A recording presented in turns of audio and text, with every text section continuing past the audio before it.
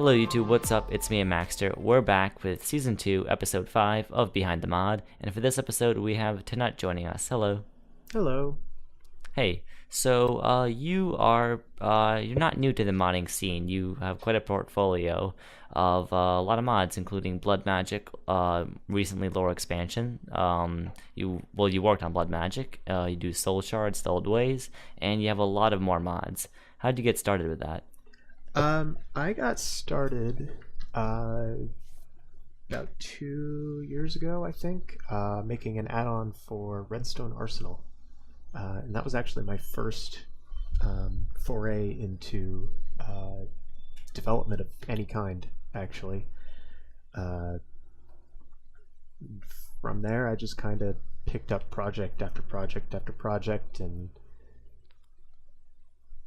yeah, once 1.8 came out, I started doing a little bit more. That's when I decided I wanted to port Blood Magic. Somebody else was working on it, but I didn't really care for how they were doing it, so I gave it a shot, and Way ended up going with mine, and I've been working on it ever since. Huh. So yeah, you have been working on Blood Magic, but I want to rewind a little bit. Redstone Arsenal, if I have that correct, that was an add-on for thermal expansion, right? That was kind of like RF tools. Yeah. Or, yeah. Yeah. Well, not RF tools, the mod by Mick. Yeah, not that RF tools. Yeah, it was like basic pickaxes and stuff for red RF powered. I made an add-on for that called Redstone Armory, and it was not my proudest creation, but it was a decent first attempt, I guess. Yeah, and then I think you worked on some stuff like resourceful crops or some other kind of utility style mods. Yeah, I wasn't happy with magical crops in general. I enjoyed it. I liked I liked how it was tiered. I liked getting my resources that way. It was a nice, easy way to get some of the harder resources. But I wasn't really pleased with how it was being handled. So I started my own little clone of it, and yeah. Yeah, that's definitely a pretty neat mod for those who haven't heard of it. That's not the only kind of mod pack focused mod you made, though. You made kind of a lot of those, I guess, in your career modding. What inspires you to make mods like that? A lot of them are actually from people coming and requesting them. Some of them are from a feature from a mod that I like hasn't been moved forward, or the mod that has that feature is too big for me to install the whole thing because I just want one little feature, so I rewrite it as a standalone mod. But most of them are definitely from other pack devs. Huh. So a pack dev will come to you and request, hey, I want something that lets me easily create guides or easily create my own farmable resources. Yeah. Huh. Well, I guess what was the first instance you had of that? Of some other creator coming to you and asking for something like that? I think it was somebody wanted a feature from Modpack Tweaks, which is what we were using in Test Pack Please Ignore, and they didn't want to install all of Modpack Tweaks because they just wanted one little feature, and that's how Launch GUI came in, which just displays a little GUI at the first launch of your game and to let your players know what's up. Huh. And for those who don't know, Test Pack Please Ignore, that's the kind of highly configured, highly focused on balanced pack with a huge kitchen sink kind of style of mods that are attempted to be balanced around. Yeah.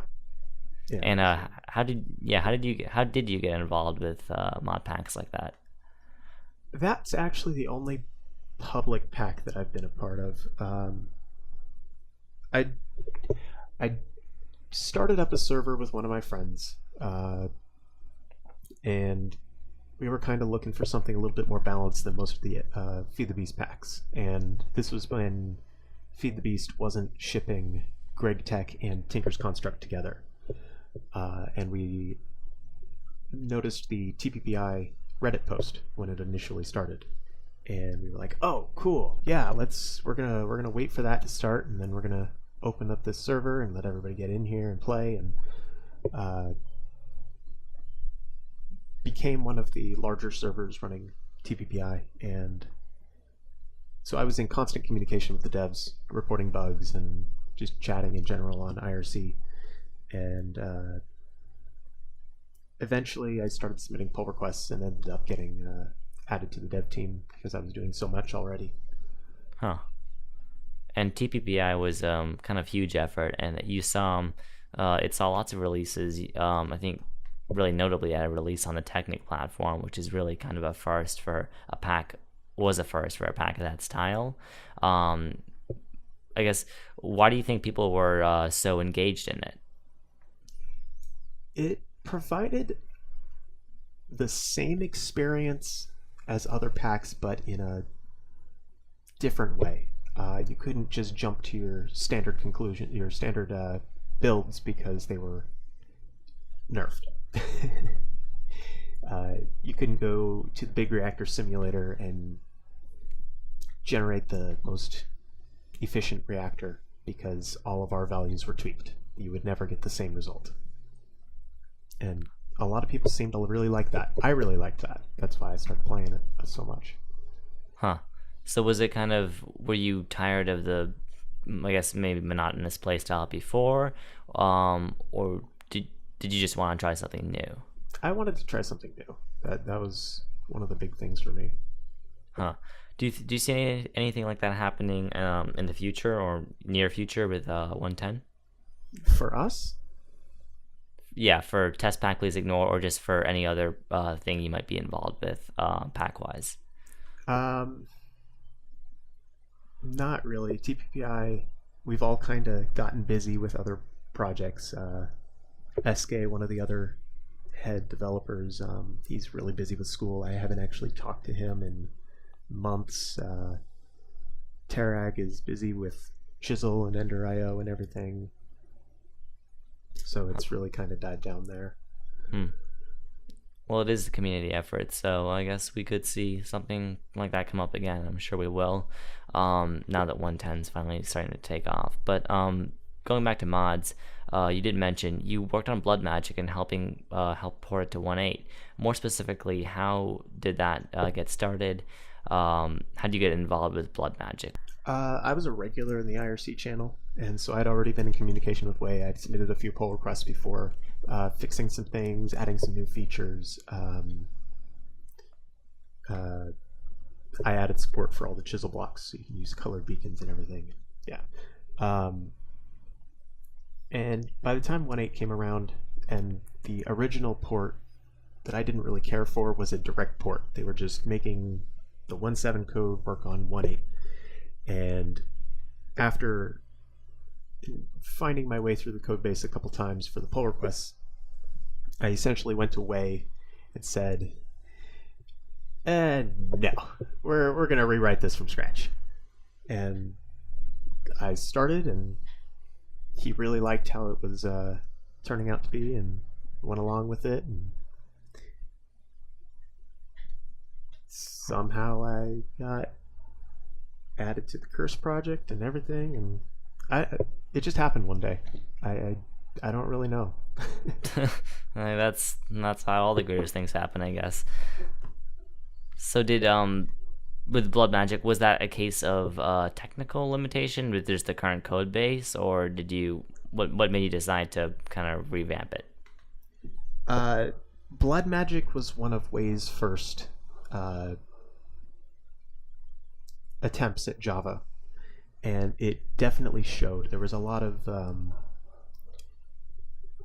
band-aids in the code, for lack of a better term. There was patches and patches and patches that were just really, really bad. Just a lot of things that were written in very odd ways.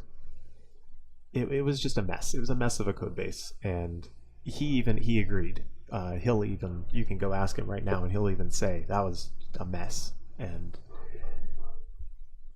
so I like to rewrite things and clean them up, and so he let me do that, and still lets me do that. I am basically the janitor. Huh. That's an interesting role to have. So your role is purely technical, right? Pretty much, yeah. I don't do front end. Everything I do is quality of life or completely in the back end.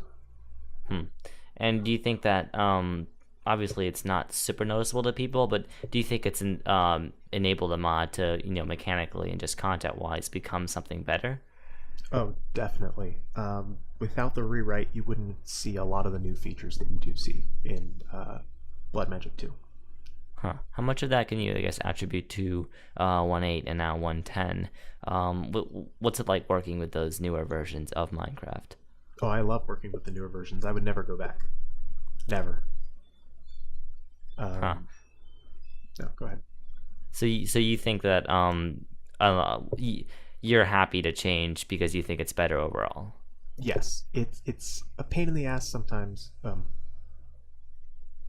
Yeah, it's a pain, but it's definitely for the better. Yeah, I think we've seen that with tons of mods. Your mods, some of which you ported, any big difficulties there for your own mods? Not really. I don't do a whole lot of special rendering, so a lot of the changes in 1.8 didn't affect me too much. I think my hardest change was in 1.9 to 1.9.4. They kind of changed how tile entity data was syncing, and that was probably the hardest thing I had to go through, and it wasn't even that bad. So for you personally, it wasn't too big of an issue. Yeah. So that might attribute to why I like it so much. Yeah, that makes sense, because if you don't have a massive mod to maintain with tons of models, then it probably is easier to imagine than something like Thaumcraft or Blood Magic doing it all by yourself. Yeah, Blood Magic was a complete rewrite, so we didn't really notice the big changes. Yeah. With 1.10, you really recently ported lore expansion, which is something you worked on with Cyanide X. What is lore expansion for those who don't know, and what is the purpose of it? Lore expansion is a way, mostly for modpack developers, to provide a narrative to their world. It's designed as a companion mod to hardcore questing mode. So instead of doing all of your big lore and storytelling inside the quest book, you would do it with the lore book. You would provide these scraps of lore to the player, and it gets added to their lore journal, and they can read through the whole thing right there. You can have audio bits that read to you. I'm adding ways to trigger obtaining the lore, so you can reach a specific coordinate, get a specific item in your inventory, whatever, stuff like that, to automatically obtain the lore without having to complete a quest or anything, and adding an action system so that you can have things happen when a piece of lore is received. Yeah, stuff like that really takes this whole HQM thing Pack's been doing, and I think it gives the potential to make things way more immersive than they currently are. Yeah, lore expansion was originally developed for Cyanide's Infernal Skies mod pack, which it may be hearing a little bit more about soonish. Oh, that's exciting. Yeah, we're we're doing stuff with it. Huh. So for those who don't know, Cyanide is artist or designer in the Minecraft community. How did you get involved working with him to begin with? The first time I talked to Cyanide was when he was making textures for another mod that I helped with, Electromagic Tools, which was a Thaumcraft and IC2 bridge mod in 1.7.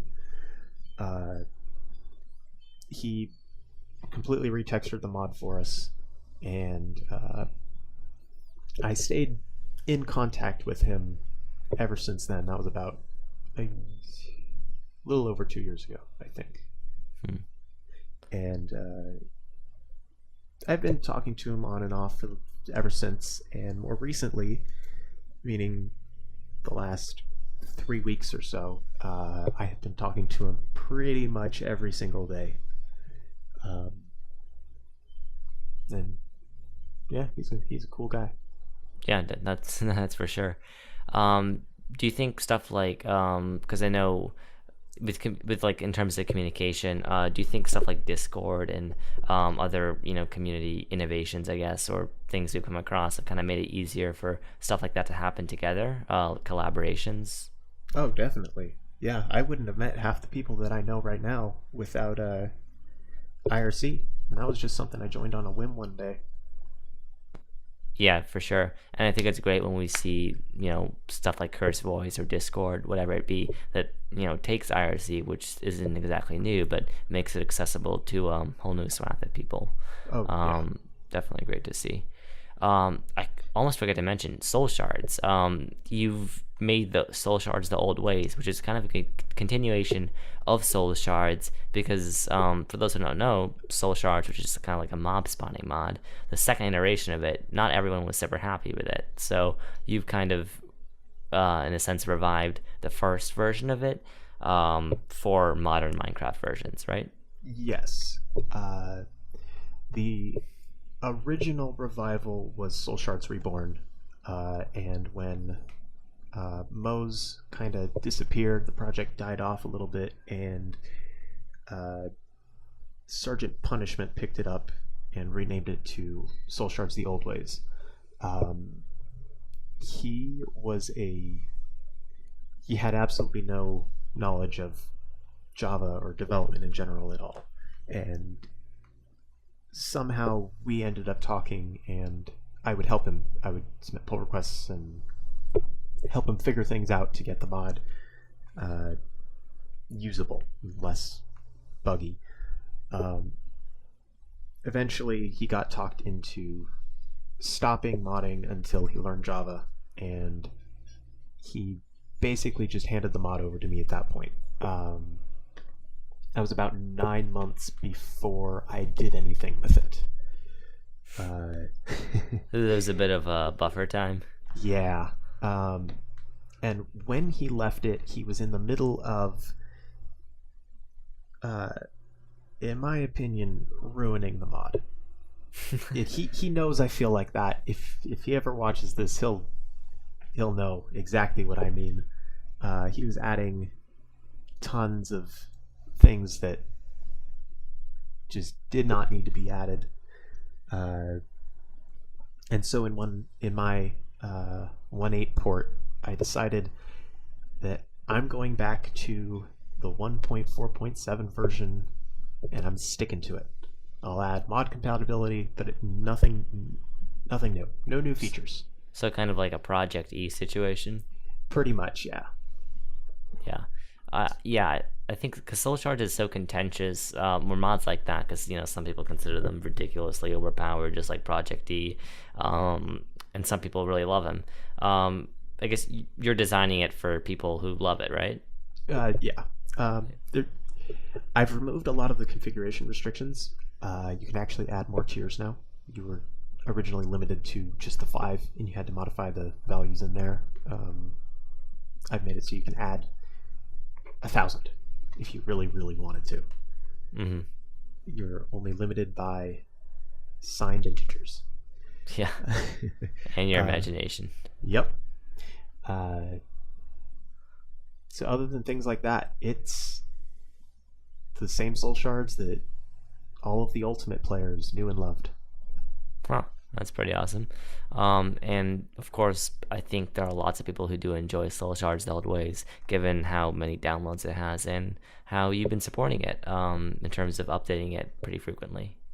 Yeah, I've kind of slowed down on the updates because I haven't really had anything to do. But the download counts are still climbing. So yeah, when 111 rolls around, do you think update to that? pretty soon, probably. Yeah. I mean, Yeah. I'm not asking for an ETA or anything, but just Well, you see it as being continued, right? oh, definitely. Yeah, and from my past update times, it'll probably be within 24 hours. Awesome. Yeah. Same Get with on it, blood magic Forge. and everything. Yeah. Yeah, that's pretty cool. Speaking of that, what do you think of 111 and stuff? Because Minecon happened like a week or two ago, or I don't even know. I think it was a week. They announced 111 and all the features and stuff for that. What do you think of that as a modder? I'm actually 111 is the first update that I have been somewhat excited for in a long time, and that I don't play vanilla anymore. I have not played vanilla in 3 years, and I'm actually excited. I might actually do it this time. It might Awesome. break my record. Because 'Cause, of new content or yeah, the new stuff, the llamas? yeah, that's the reason, right there. The llamas. Yeah. I don't know how I survived this long without them.